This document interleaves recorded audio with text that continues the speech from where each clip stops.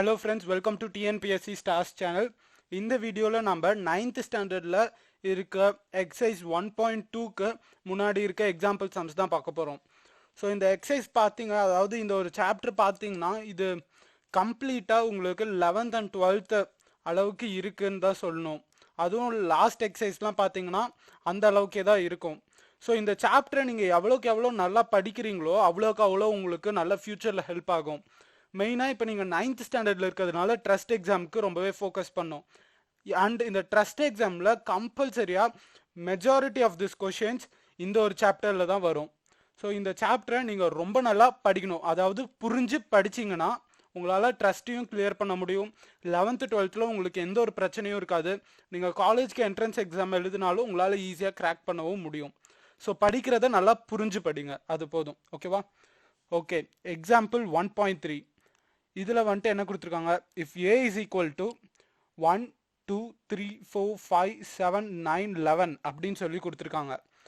ஏ அப்படிங்கிற செட்டில் இருக்க எலமெண்ட்ஸ் இதெல்லாம் தான். Okay, find N of A அப்படின்னு சொல்லி கொடுத்துருக்காங்க. என் ஆஃப் ஏ அப்படின்னா என்ன? என் அப்படின்னா என்னன்னு பார்த்தீங்கன்னா number of elements of set. அதாவது கொடுத்துருக்க செட்டில் இருக்க நம்பர் ஆஃப் எலமெண்ட்ஸ். இந்த ப்ராக்கெட்குள்ளார இருக்கு இல்லையா ஒரு செட், அது அந்த செட்டில் இருக்க நம்பர் ஆஃப் எலமெண்ட்ஸ். எலமெண்ட்ஸ்னால் என்ன? இங்கே 1 2 3 இருக்கு இல்லையா, இதெல்லாம் தான் எலமெண்ட்ஸ். ஸோ இந்த செட்டில் எத்தனை எலமெண்ட்ஸ் இருக்குது அப்படின்னு பாருங்கள். 1 2 3 4 5 6 7 8.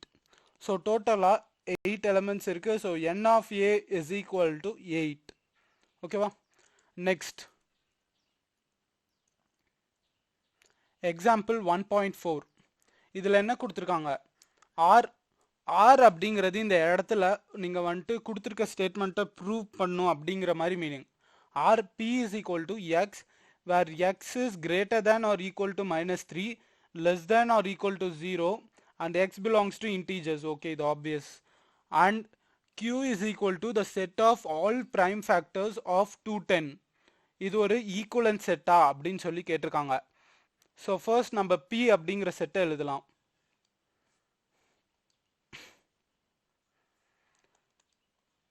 p அப்படிங்கிற செட் வந்துட்டு -3 -2 -1 0 அப்படிங்கிறது தான். பிகாஸ் அவங்க ஆல்ரெடி கொடுத்துட்டாங்க it lies between -3 and 0 where -3 and 0 are included அப்படின்ட்டு.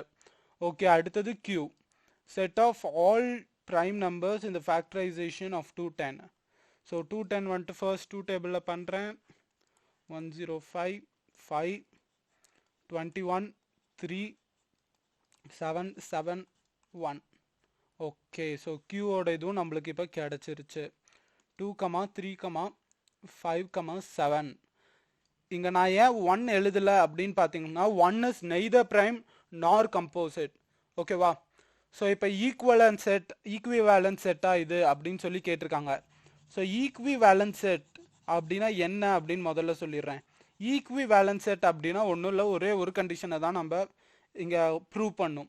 அதாவது ஒரு 2 செட்டை நம்ம கம்பேர் பண்ணுவோம், இல்லைனா ஒரு சில டைம் 3 செட்டாக கூட இருக்கலாம்.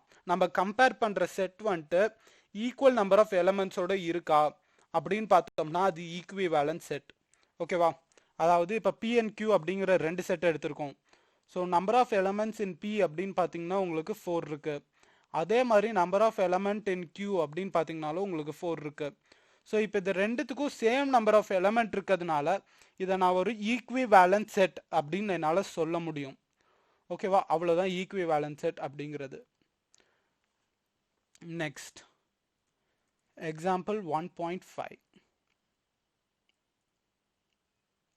ஆர் அதே தான் இஃப் கண்டிஷன் கொடுத்துருக்காங்க. R x belongs to natural number where x is greater than or equal to 4 and less than or equal to 8 and b is equal to 4 5 6 7 8 அப்படின்னு சொல்லி கொடுத்துருக்காங்க. இது ரெண்டும் ஈக்குவல் செட்டா அப்படின்னு சொல்லியிருக்காங்க. ஈக்குவல் செட் அப்படின்னா நீங்கள் ஃபர்ஸ்ட் இந்த கண்டிஷன் சொல்கிறேன்.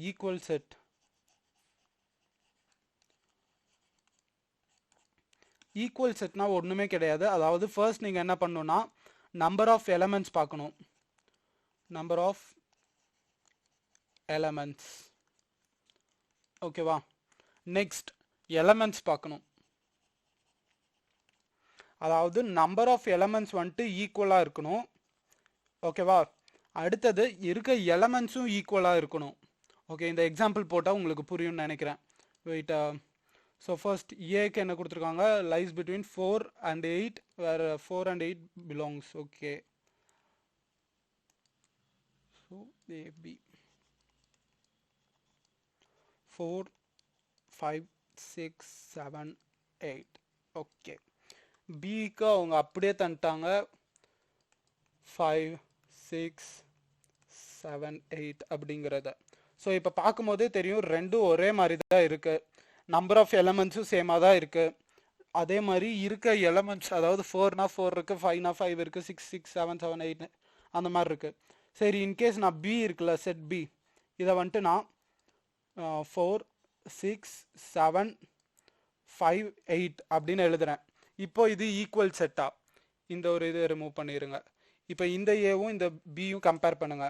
இப்போ இது ரெண்டும் ஈக்குவல் செட்டா அப்படின்னு பார்த்தீங்கன்னா எஸ், இது ரெண்டும் ஈக்குவல் செட் தான்.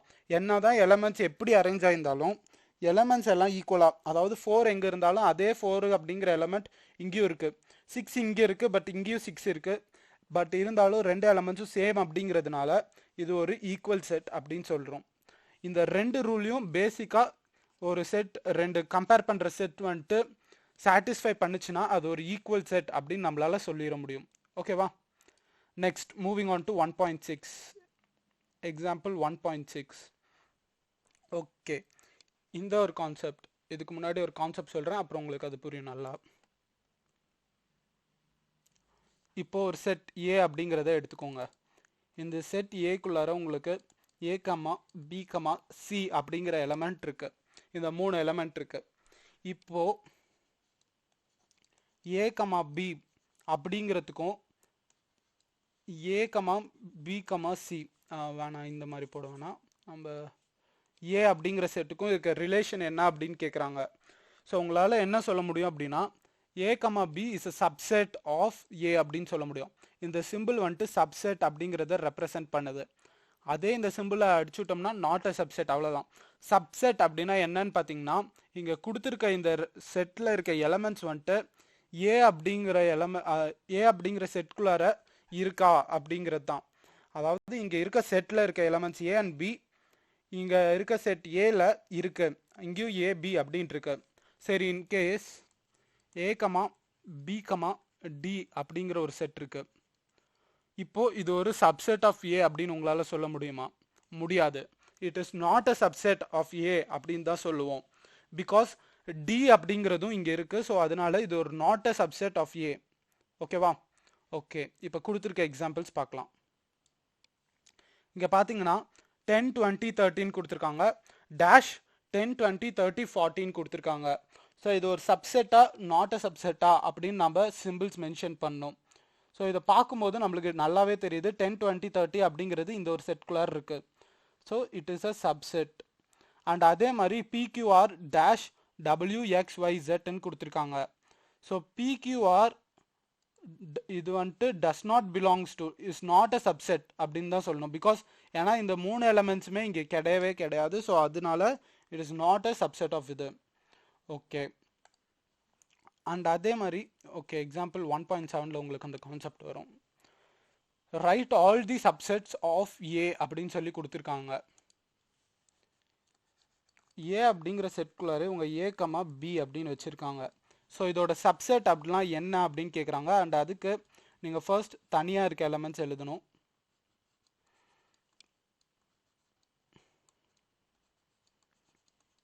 அப்புறம் மீதி இருக்க 2 எலமெண்ட்ஸையும் ஒன்றா எழுதணும். அண்ட் ஃபைனலி எப்படி எத்தனை எலமெண்ட்ஸ் இருந்தாலும் சரி நீங்கள் 5 அப்படிங்கிறத ஆட் பண்ணியே தீரணும். 5 அப்படிங்கிறது ஒன்றுமே இல்லை அப்படிங்கிறத மென்ஷன் பண்ணுற மாதிரி. அதாவது 0 அப்படிங்கிறத இங்கே நீங்கள் போட்டிங்கன்னா அதுவும் ஒரு எலமெண்ட் ஆயிரும். பட் 5 அப்படிங்கிறத நீங்கள் அங்கே போட்டிங்கன்னா அவங்க ஒரு எம்டி ஸ்பேஸை குறிக்கிறது அப்படிங்கிறதுக்கான அர்த்தம். ஸோ இப்போ நான் ஒரு குறிப்பிட்ட செட்டோட சப்செட் கரெக்டாக கண்டுபிடிச்சிட்டேன். இன்கேஸ் நான் இங்கே ஏதாவது தப்பு பண்ணிட்டேன்னா அப்படின்னு செக் பண்ணுறதுக்கு உங்களுக்கு ஒரு ஃபார்முலா இருக்குது. 2 to the power of n அப்படின்னு போடணும். 2 to the power of n அப்படிங்கிறது number of elements. So 2 to the power of n அப்படின்னு போட்டிங்கன்னா உங்களுக்கு எவ்வளோ சப்செட் இருக்குது அப்படின்னு தெரிஞ்சிடும், இன்க்ளூடிங் 5. ஓகேவா? 2 to the power of n அப்படின்னு போடும்போது உங்களுக்கு எவ்வளோ சப்செட் இருக்குது அப்படிங்கிறதும் தெரிய வந்துடும். ஓகேவா? இது மூலமாக நீங்கள் கண்டுபிடிச்சிருக்க அளவான சப்செட் வந்துட்டு ஈக்குவலா அப்படின்னு, அதாவது கரெக்டா அப்படின்னு கண்டுபிடிக்க முடியும். இப்போ நான் இதை சப்ஸ்டியூட் பண்ணுறேன். இங்கே வந்துட்டு 2 எலமெண்ட். ஸோ இதில் வந்துட்டு 2 to the power of 2 அப்படின்னு போடுறோம், 4 அப்படின்னு வரும் நம்மளுக்கு. ஸோ இங்கே எத்தனை சப்செட் இருக்குன்னு பாருங்கள், 1 2 3 4 சப்செட் நம்மளுக்கு இருக்குது. ஸோ ஹென்ஸ் நம்ம பண்ணது கரெக்ட் அப்படின்னு நம்மளால் வெரிஃபை பண்ண முடியும். ஓகேவா? இந்த மாதிரி கரெக்ட் செக்கிங் அப்படின்னு ஒரு ஸ்டெப்பு போட்டு இன்னொரு இந்த மாதிரி ஆட் பண்ணிங்க அப்படின்னா உங்களுக்கு ஃபர்தராக பெனிஃபிட் ஆகும். உங்களுக்கு நீங்கள் படிச்சிருக்கீங்க அப்படின்னு சொல்லிட்டு உங்களுக்கு மார்க் எக்ஸ்ட்ராவாக தர வாய்ப்பு இருக்குது. ஓகேவா? Moving on to 1.8. ஸோ இது ரெண்டும் டிஸ்ஜாயிண்ட் செட்டா அப்படின்னு கண்டுபிடிக்க சொல்கிறாங்க. Verify whether A and B are disjoint sets அப்படின்னு சொல்கிறாங்க. டிஸ்ஜாயிண்ட் செட் இந்த கான்செப்ட் என்னன்னு சொல்கிறேன். இப்போ ஒரு 2 செட்டை எடுத்துக்கோங்க. 2 செட்டுக்கும் காமனாக எந்த ஒரு இதுவும் இல்லை. அதாவது 2 செட்டோட இன்டர்செக்ஷன் வந்துட்டு உங்களுக்கு நத்திங், அதாவது 5 அப்படின்னு வரணும். 5 ஆர் நத்திங், ரெண்டும் சேம் தான். ஓகேவா? ஸோ இந்த மாதிரி வந்துச்சு அப்படின்னா அது ஒரு டிஸ்ஜாயிண்ட் செட். ஓகே? ஸோ 2 செட்டுக்கும் காமனாக எந்த ஒரு எலமெண்ட்டும் இல்லை அப்படிங்கிறப்போ அது ஒரு டிஸ்ஜாயிண்ட் செட் அப்படின்னு நம்மளால சொல்ல முடியும் டைரெக்டாக. ஓகேவா? ஸோ இந்த எக்ஸாம்பிள் எடுத்துக்கோங்க. இங்கே 20 22 23 24, இங்கே 25 30 40 45 இருக்குது.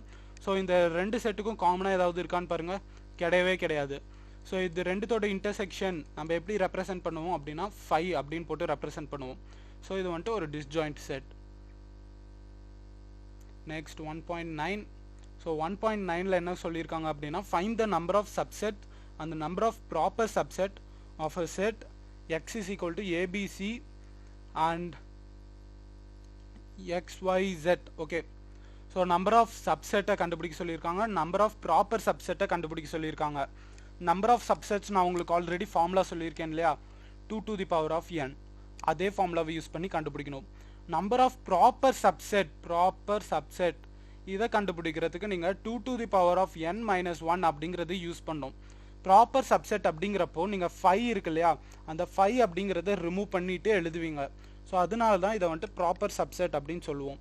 ஸோ நம்பர் ஆஃப் சப்செட்டை இப்போ கண்டுபிடிக்கலாம். Number of subset 2 to the power of n. இங்கே வந்துட்டு 6 கொடுத்துருக்காங்க, 6 எலமெண்ட்ஸ் இருக்குது. So 2 to the power of 6 which is 64. And இங்கேயும் ப்ராப்பர் சப்செட்க்கு வந்துட்டு 2 to the power of 6 minus 1. So 64 minus 1 which is 63. Okay, good. So இது வரைக்கும் உங்களுக்கு இந்த வீடியோ ஹெல்ப்ஃபுல்லாக இருக்குன்னு நம்புகிறேன். அண்ட் எக்ஸசைஸ் 1.2 வந்துட்டு கம்ப்ளீட்டாக நம்ம வீடியோ ஆல்ரெடி போட்டாச்சு. நீங்கள் சப்ஸ்கிரைப் பண்ணீங்க அப்படின்னா உங்களுக்கு இந்த வீடியோஸ்லாம் கிடைக்கும். அண்ட் மோரோவர் மேக்ஸ் டெஸ்ட்டுக்கான வீடியோஸும் கூடிய சீக்கிரம் அப்லோட் பண்ணுவோம். நீங்கள் சப்ஸ்கிரைப் பண்ணால் மட்டும்தான் உங்களுக்கு கிடைக்கும். நிறைய பேர் வந்துட்டு போட்ட வீடியோக்கே கமெண்ட்டில் வந்து கேட்டுட்ருக்கீங்க போடுங்கன்ட்டு. பட் ஆல்ரெடி அந்த வீடியோஸ்லாம் அப்லோட் ஆகிருக்கு. நீங்கள் சப்ஸ்கிரைப் பண்ணாமல் இருந்தீங்கன்னா மறக்காமல் சப்ஸ்கிரைப் பண்ணிடுங்க. அண்ட் அப்போ தான் உங்களுக்கு வீடியோஸும் கிடைக்கும். ஓகேவா? தேங்க்ஸ் ஃபார் வாட்சிங்.